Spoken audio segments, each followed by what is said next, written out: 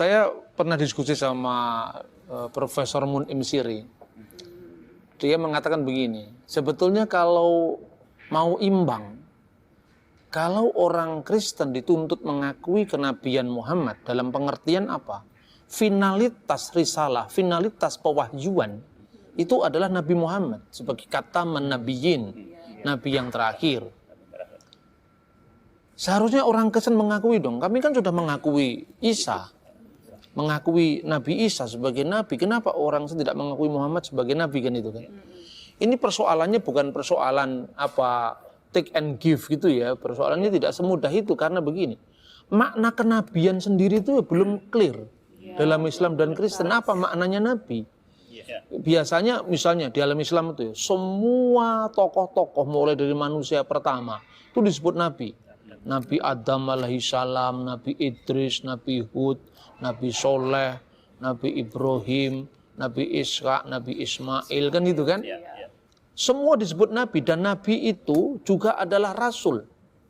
Karena kalau definisi Islam itu, Nabi itu adalah setiap orang yang menerima wahyu dari Allah, tapi tidak wajib menyampaikannya kepada umat. Kalau Rasul itu adalah menerima wahyu dari Allah dan wajib menyampaikannya kepada umat. Jadi dengan kata lain, seorang Rasul itu pasti Nabi. Tapi seorang Nabi belum tentu Rasul. Definisi ini kan definisi Islam. Kristen tidak mengenal konsep kenabian seperti itu. Adam nggak pernah disebut Nabi. Nuh tidak pernah disebut Nabi. Lot tidak pernah disebut Nabi.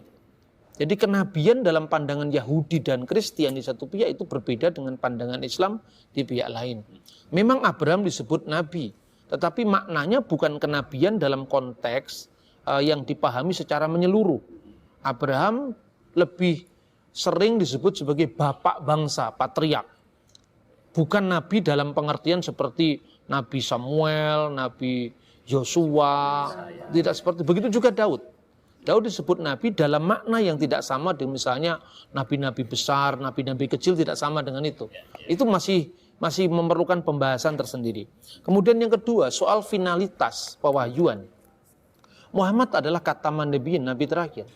Coba kita baca di Ibrani pasal 1, Ibrani pasal 1.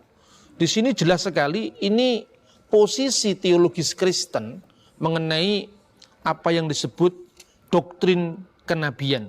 Pasal 1 ayat 1 sampai dengan ayat 2. Tolong yang mendapatkannya bisa dibaca. Ibrani 1 ayat 1 sampai 2. Allah berfirman dengan perantaraan anaknya. Setelah pada zaman dahulu Allah berulang kali dan dalam pelbagai cara berbicara kepada nenek moyang kita dengan perantara nabi-nabi, maka pada zaman akhir ini Ia telah berbicara kepada kita dengan perantaraan anaknya yang telah Ia tetapkan sebagai yang berhak menerima segala yang ada. Oleh Dia Allah telah menjadikan alam semesta. Jadi ini jelas bahwa ini pandangan Kristen. Setelah pada zaman dahulu kala Allah berulang kali dengan berbagai macam cara berbicara kepada nenek moyang kita, bangsa Israel maksudnya, konteksnya ini, melalui perantaraan nabi-nabi.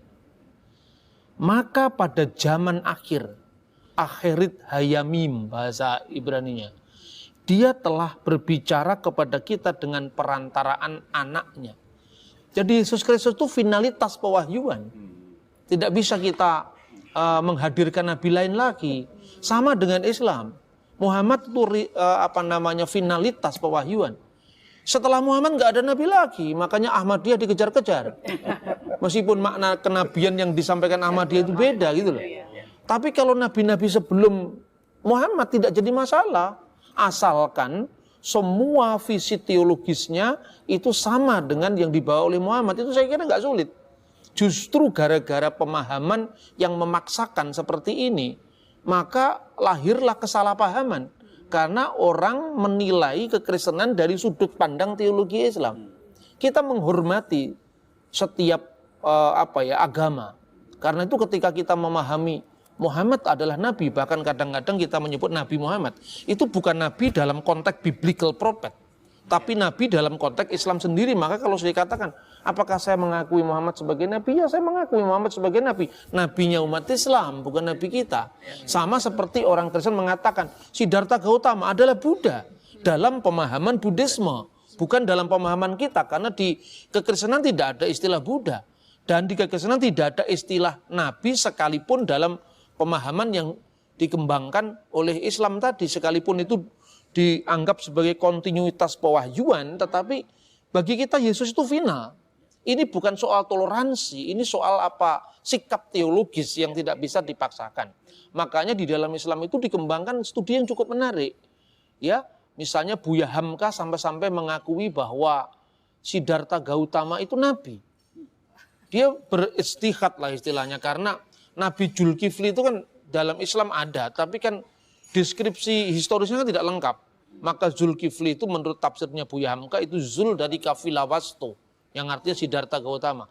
Bagi Islam ini kelihatannya bisa merangkum semua agama. Tetapi apa ya Buddha mau disebut bahwa Buddha itu adalah Zulkifli, kan nggak mau juga kan.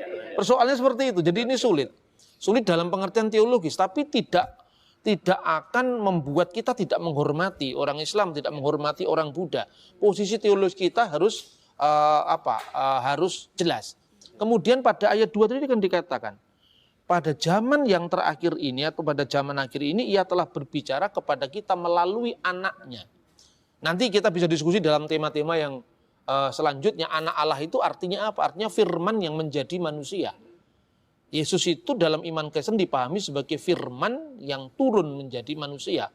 Makanya di pengakuan iman itu dikatakan nazala minas samai wa tajassada bi rohil kudus wa min Maryam al adroi wa ta'anas. Ya kan, itu di pengakuan iman Konstantinopel, Nikia Konstantinopel, di dalam liturgi gereja-gereja ortodoks. Jadi yang telah turun dari surga, yang turun bukan kitab. Yang turun itu adalah firman.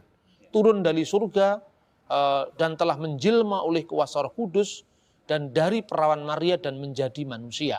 Jadi kalau posisi Islam itu firman turun menjadi kitab dan penerimanya adalah Nabi Muhammad sebagai nabi yang terakhir, dalam iman Kristen finalitas wahyu itu bukan firman yang turun jadi kitab Injil, tapi firman yang menjadi manusia. Dan itu yang dikiaskan dengan anak Allah sekaligus. Harus ditegaskan Allah itu tidak beranak. Tidak ada orang yang seprimitif yang dituduhkan bahwa Allah itu punya anak, maka bidannya siapa, itu tidak ada itu. Tapi ya orang boleh-boleh aja lah berkomentar. Saya kira itu Pak. Ya. Ada lagi mungkin? Begini Pak, ini cukup menarik ya Pak ya. Ini ada pertanyaan nih dari saya. Ini merupakan pertanyaan klasik yang banyak dari saudara-saudara kita Muslim menanyakan hal ini. Pertama adalah, jikalau memang mereka menganggap bahwa Injil kita ini palsu, Pak. Pertanyaannya, ya, kalau memang palsu, apakah mereka punya Injil yang asli itu? Aslinya mana? Aslinya mana gitu? Gitu ya. Itu muncul loh Pak, itu ada satu spanduk Bible tidak asli. Ya itu kan perspektif teologis yang dipaksakan lagi. Jadi Injil yang ada sekarang tuh kira-kira seperti ini kan. Kan itu karangan Matius, Markus, Lukas, Yohanes, gitu kan. Mana yang asli? Karena ketika dia bertanya mana yang asli itu bayangannya Injil menurut pikiran mereka. Ya toh? Kita harus bisa membedakan antara asumsi teologis dengan fakta historis. Fakta historis tidak pernah ada Injil yang turun dari surga, itu fakta sejarah. Jadi kalau misalnya dia tanya mana Injil yang asli, memang tidak pernah ada buktinya. Yang asli ya memang Matius, Markus, Lukas, Yohanes itu. Kenapa saya katakan asli? Tidak ada, jujur saja ya, tidak ada satu dokumen keagamaan yang lengkapnya menandingi Injil. Tidak ada. Kita bisa membandingkan tulisan Plato, manuskripnya dari tahun berapa, ya, terus dia hidup pada tahun berapa, Aristoteles itu hidup tahun berapa, manuskripnya dari tahun berapa, time gap jarak antara kehidupan si penulis dengan naskah tertua yang ditemukan, itu kapan? Itu paling banter, ya, naskah-naskah Yunani itu. Ada yang 15 naskah, ada yang 8 naskah. Aristoteles kita akui sebagai seorang filosof besar, ya kan? Bahkan kita ini kalau masuk di fakultas hukum, fakultas ekonomi, yang fakultas ilmu sosial yang lain, Dikatakan menurut Aristoteles manusia adalah soon politikon, makhluk sosial. Mana sekarang uji kritik naskah terhadap Aristoteles? Time gapnya 1000 tahun lebih. Tidak sampai 10 biji jumlahnya. Injil ini dan tidak pernah ada pembahasan kritik teks. Textual criticism on Aristoteles. Tidak pernah ada itu. Yang ada justru Injil. Kita memiliki naskah perjanjian baru saja. Itu lebih dari 5.000 manuskrip. Dan bapak-bapak kita semua bisa bayangkan lah sekarang. Sebelum Injil kita bentuknya kodeks. Kodeks itu berjilid ya. Itu kira-kira dari abad keempat atau akhir abad ketiga. Misalnya Kodeks Sinaiticus itu dari tahun 325. Kodeks Vatikanus dari tahun yang kira-kira hampir sama 350. Kodeks Alexandrinus tahun 400. Tapi sebelum Injil dalam bentuk kodeks kita sudah memiliki namanya papirus. Salah satu papirus yang tertua dari kitab Injil itu berasal dari tahun 115 Masehi. Namanya papirus John Ryland yang di kodenya papirus P52. Karena disimpan di perpustakaannya John Ryland. Itu ditemukan di Mesir. Menurut catatan sejarah gereja purba, Yohanes itu murid Yesus yang dikenal dengan Yohanes anak Zebedius atau Yahya bin Zabdi.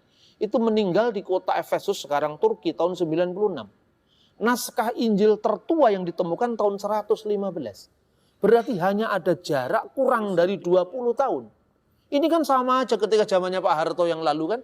Tahun 98 dia menyerahkan kekuasaannya pada Pak Habibie. Orang bertanya, apa buktinya Bapak Harto pernah menyerahkan kekuasaan pada Habibie? Itu arsipnya masih ada semua. 18 tahun itu kan bukan waktu yang lama, itu waktu yang dekat. Ini ada naskah yang berusia 18 tahun. Jadi ini naskah-naskah Injil terkuno yang bisa kita miliki. Kemudian P52 lalu P66 itu kira-kira dari tahun 120-an atau 125 Masehi. Berjarak kurang dari 30 tahun. Perjanjian baru yang lain ada yang lebih tua lagi. Menurut uji karbon dari Profesor Kim, dia seorang ahli papirus ya. Dia meneliti dari hasil uji karbon itu kira-kira baru tahun 2000-an beliau lakukan itu. Di bawah tahun 2000. Dia lakukan itu, dia mengatakan bahwa ada naskah yang namanya P46, itu isinya 10 surat-surat Paulus. Itu berasal dari tahun 85 Masehi. Nah kalau kita belajar selama ini misalnya dengan Novum Testamentum Greek ya, edisi kritis kitab suci itu baru ditentukan abadnya. Karena itu memakai hasil uji karbon di awal abad 20 atau 21 awal ini terbaru, hanya berjarak belasan tahun dari kehidupan Paulus. Sekarang sudahlah, nggak usah ngomong Alkitab, nggak usah ngomong Quran, nggak usah ngomong Veda, nggak usah ngomong apa. Ngomong sejarah saja. Kita lebih percaya dengan naskah Negara Kertagama dari zamannya Empu Prapanca, naskah lontarnya ditemukan. Kenapa kita harus merujuk sebuah keyakinan? Keyakinan yang tidak bisa diverifikasi. Tapi kalau bisa diverifikasi silakan itu. Maka sekarang ini dunia akademis Islam dan Kristen sekarang mengembangkan metode dalam penelaan teks. Kemudian ada juga terkait dengan pertanyaan Mas Yogi. Begini, di antara murid-murid Nabi Isa itu ada yang sama sekali tidak pernah ketemu dengan Nabi Isa sama sekali, gitu kan? Ada yang seperti itu. Ya saya katakan lah, terus Nabi Muhammad ketemunya kapan sama Nabi Isa?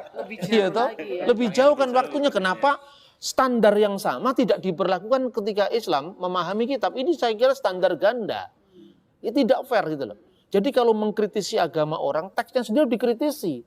Jangan teksnya sendiri kemudian diprotek, tidak boleh dibahas, tapi kitabnya orang diedel-edel. Saya kira itu bukan sikap akademis yang bertanggung jawab. Saya kira jelas ya. Berarti kita harus percaya diri ya, Pak? Dengan banyaknya manuskrip itu sudah bisa membuktikan ya?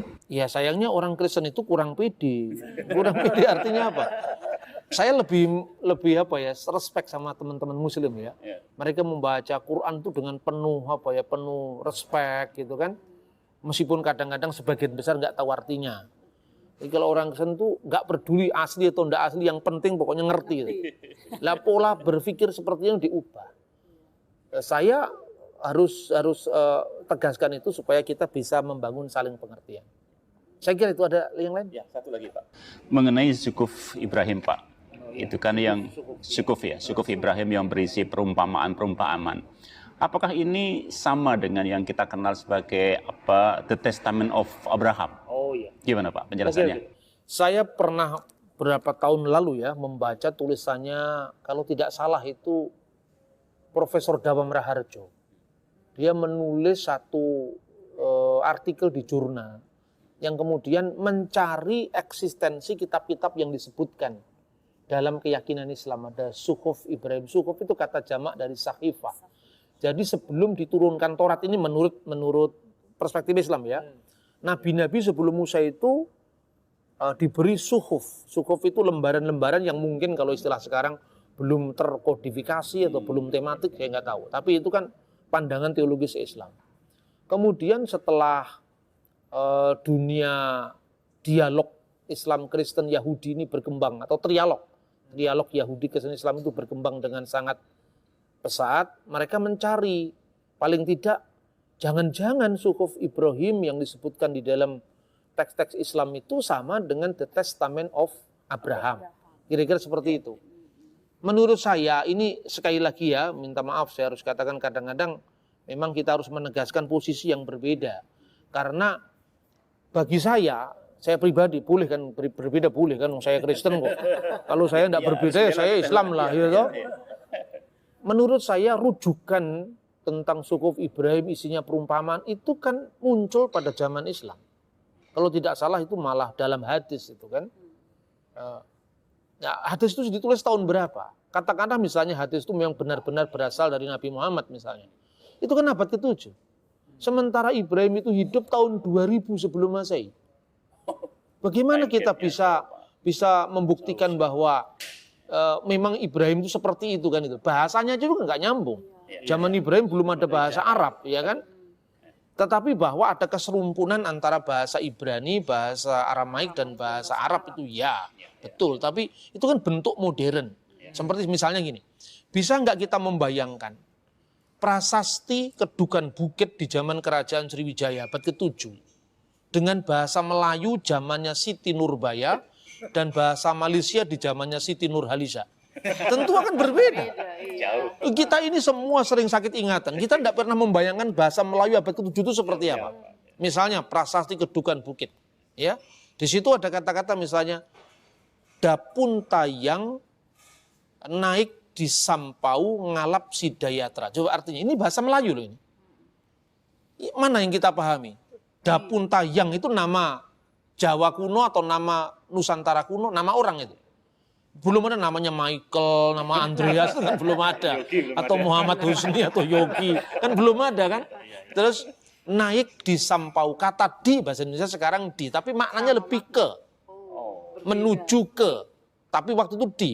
Sampau itu sampan, seperti baharu, ya kan? Bahawa, bahwa misalnya. Sahaya, saya. Itu kan perubahan-perubahan bunyi. Kemudian naik itu naik. Naik itu naik. Di sampau. Kita hanya mengenal naik di perahu, naik di sampan. Ngalap itu nggak muncul di bahasa Melayu sekarang. Tapi justru muncul bahasa Jawa. Ngalap berkait Kiai Hasyim Asy'ari misalnya. Ngalap itu mengejar.